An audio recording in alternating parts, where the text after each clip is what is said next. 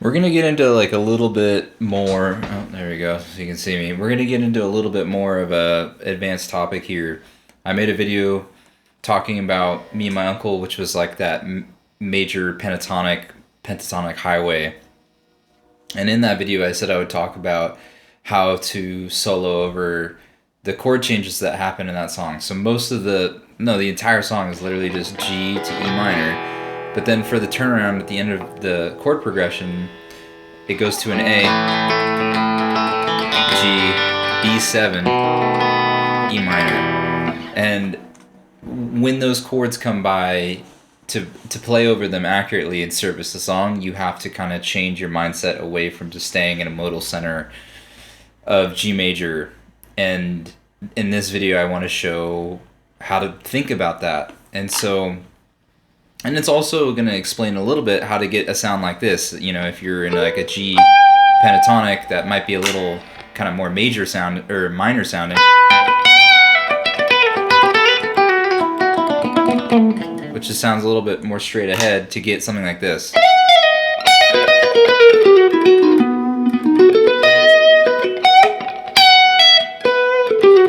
So if you wonder how to get that sound, this is going to be a good video for you to approach that kind of mindset and how to, you know, get that outside sound, even though it's really not too mysterious once you wrap your head around what we're doing. So I'm going to put up, I need to scoot over so I can make some room for it.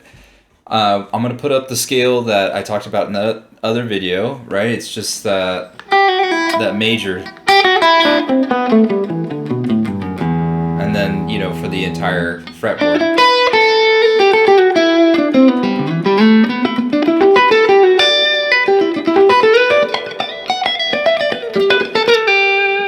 So in the song Me and My Uncle, when you're on G to E minor,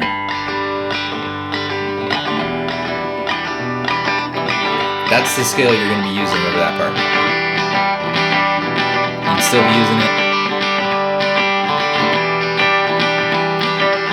right here when it goes up to the A. You're going to change to something else. And so I'll put up this scale here. All you're really doing when you go to the A, in my opinion, is playing like an A major pentatonic on the south side of the equator, if you watch some of my other videos, but without any extra notes. It's the safe one. You just play the pentatonic on the south side of the equator and then play it, you know, through the entire highway or web or whatever you want to call it, all the boxes of the pentatonic, and really emphasis highlighting that chord tone or arpeggiating an A chord in any of the positions.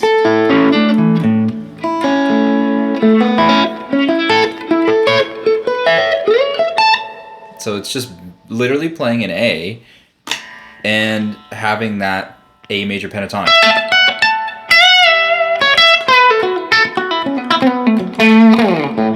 So you're going to briefly alternate to that scale. So you're going to be soloing in that G major.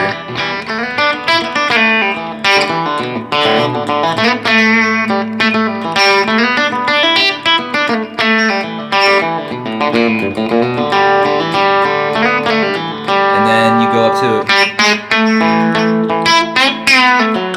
to, you very briefly go into that A, and you know, you can just either walk up into it or figure out some ways that you like to get into that new scale, and you're just going to play it while that A is passing by, and once it passes by, you switch back down to that G.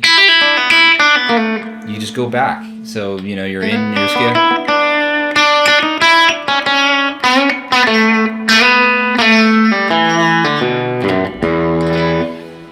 And ultimately that phrase ends on an E minor.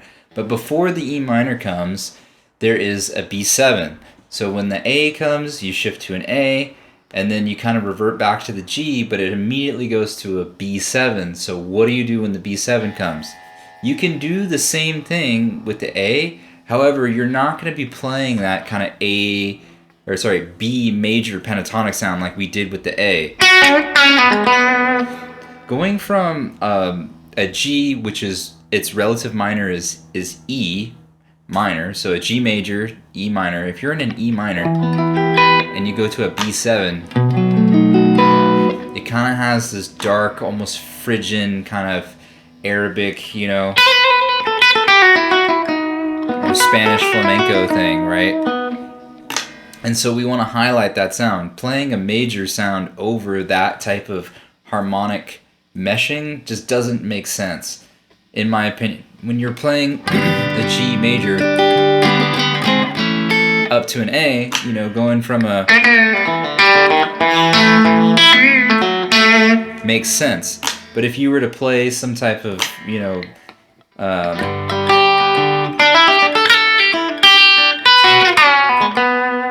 over a, when you were just in this like kind of E minor territory, it just doesn't make as much sense as maybe what I'm about to show you will. So what you do, what I do is I stay in the mentality of G major, E minor. In this case, I'd think about it more like an E minor pentatonic, like Aeolian. We don't have to get too into it, but it has the exact same notes as a G major. It's just I'm thinking about it as E minor, so it's centered around that, the 12th fret. And then I superimpose the chord that passes by over my pentatonic shape, because I keep telling you guys that the freedom for me is where I can take a pentatonic that I know very, very well and I have established feel and licks for, and I can superimpose and modify the pentatonic to fit the harmony that's coming by or the needs that I have for the song. And so in this case, and I'll have it up on the screen, I'm superimposing a B over our G major or E minor pentatonic. And then you have, which is just an arpeggio of a B, because I'm playing this shape of a B chord. And if you don't know, you should study the cage system. It's a lot more simple than you think it is. This is just the same shape as a C if you were to play a C down as an open cowboy chord, but we're barring it and it's a B. There's a million videos about that. I'm probably not going to do one on that because it's a little more fundamental. I want to talk about more advanced topics. So I'm going to have a diagram that just shows that inversion of a B over the E minor pentatonic, because it's the closest B chord to our pentatonic, so it's easy to just add in some of those notes. So if when the B comes by, I can just go and just outline the chord, and I'm just moving like one fret to do that, you know?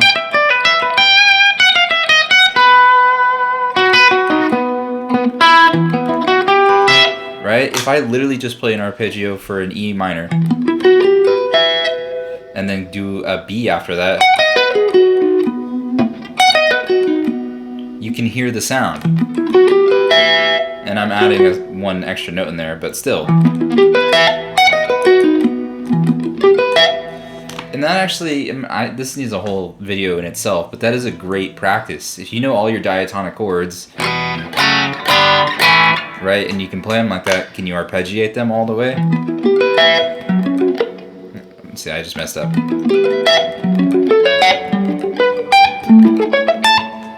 If not, that's something you should practice. Anywho, that's how I'm kind of getting that sound. You know, I'm literally just arpeggiating this chord. And then kind of hitting some of the notes that are in the scale.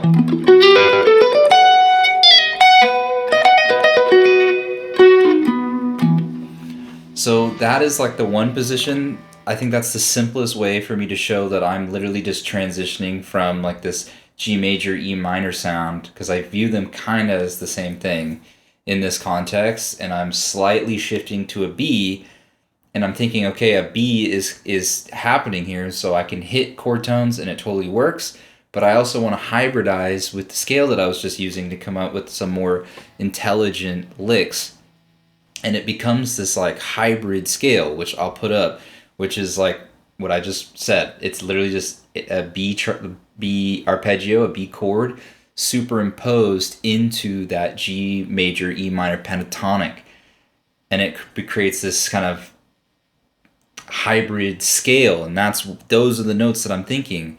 And not all of them sound as good as others to land on. If you land on a G major or an E minor pentatonic note that isn't in a B when the B is happening, it's not going to sound as solidly, it's not going to sound like you're servicing the chord that's coming by, right? So the hybridization I'm doing,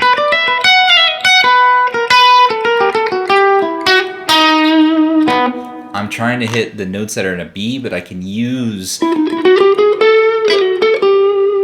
the notes that are in the E minor as filler or connecting notes. The only note that kind of still works in all of this that I always talk about, but I don't put it in my scale chart, is in any modified pentatonic, usually the blues note is something that works as a connecting tone. And I use it all over the place, and then if you get used to using the blue note, it becomes like all of a sudden you're using the chromatic scale, even though we're adding one note. So if you do the B, the E minor, G major, pentatonic thing that we've been talking about for many videos now, and just add a blues note, you have a very sophisticated sound. It just boils down to note phrasing, grouping, and timing, which takes a lot longer to figure out. So I say this in every video. I want to give you the scale tools to understand what the heck is going on. The rest of it is practicing feel. If you're like, well, I know the scale, what are some licks? I don't understand the licks. The licks are coming from playing that scale in a way that sounds musical over the context of chords. And I don't think anybody can just teach you how to, like, if you're just regurgitating licks, you're going to sound like you're regurgitating licks. What you need to find is how to play within that scale and navigate those chords in a way that the note groupings feel good, both to your ear and to your hand, and have it all make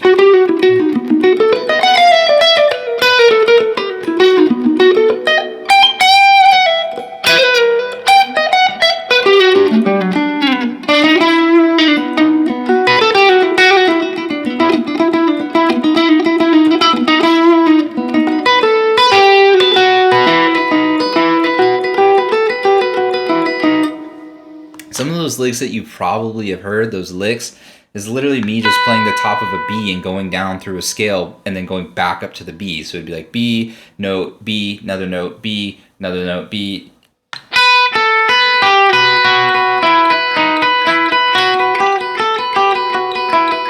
I'm literally just outlining a B, but I'm adding some rhythm in there. Right? Or I can play like an E minor triad.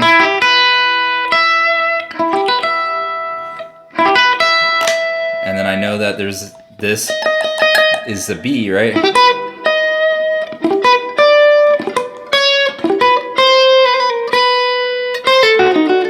That's diminished. We haven't gotten into diminished. I have a video about diminished, but I'm just showing you that this is like the gateway to some of that sound. Once you master this and have some good rhythm, then you can add in some diminished.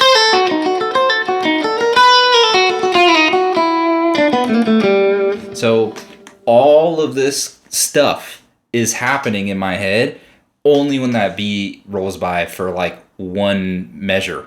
So there's all this complexity and juicy outside playing that happens for a tiny bit of time.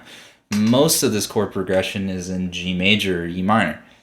And I think that's what makes it refreshing. So like as it comes by, you're like, whoa, there's this new thing that happens, and then you get to go back, and it prevents the chords from getting too stale. And the same with the A, but the A it's less sophisticated. And there is no one size fits all. I can't say this happens, or like these types of choices I'm making work for every song. It's just using your ear and trying stuff and realizing sometimes just like the pentatonic without modification is the safest option to like outline what's happening harmonically.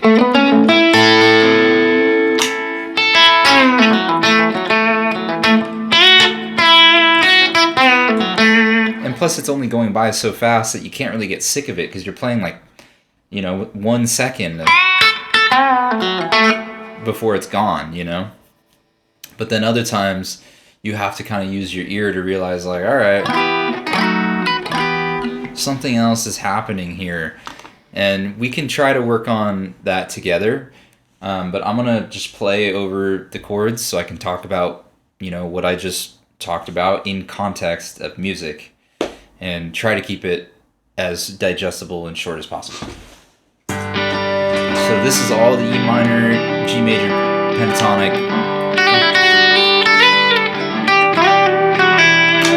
Which has a very like sweet kind of feel to it.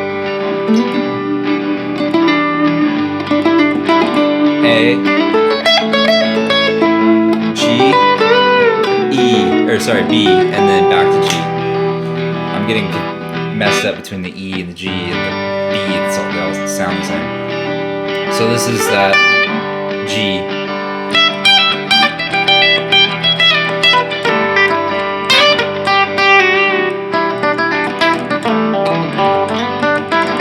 A,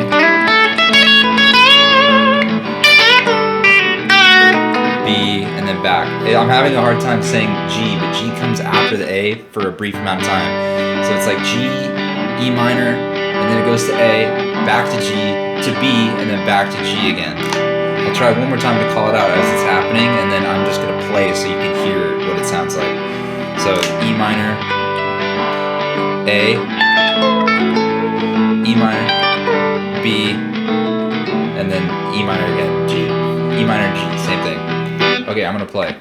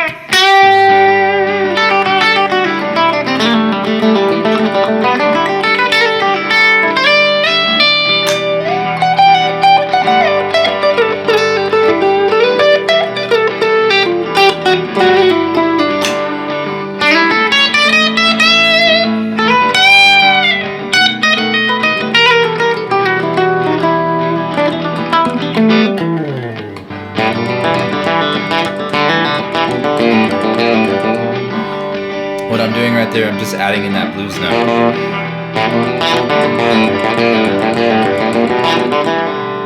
In some sophisticated note grouping.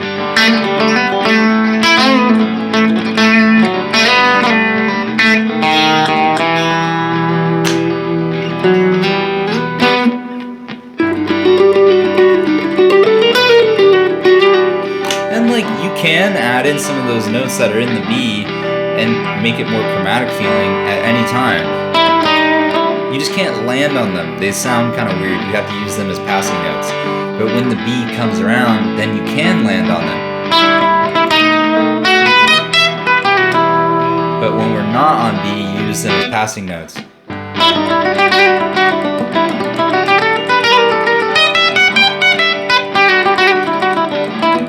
But you want to do it sparingly or else it sounds kind of a little too crazy.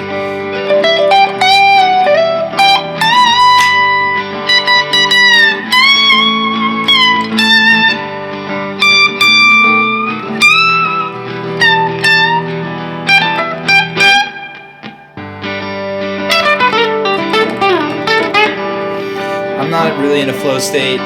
Usually when I have to talk and do these types of things, it's hard for me to compartmentalize and like actually get flowy and really shred. hopefully what I'm trying to get across is getting across, and you're not judging my flow licks too hard. I think, you know, when you're really in a flow state, some really magical stuff can happen. I have a video that I posted on the Grateful Guitar subreddit where I play me and my uncle where I'm not talking, and I get pretty flowy in that video, and it's a good example. Maybe I can link it into the YouTube link on this to show you like what I sound like when I'm really in the zone applying these concepts. Okay, there's a lot in that one. Hopefully that's helpful. I'll probably link that video, and you can hear what it sounds like without me messing up as much.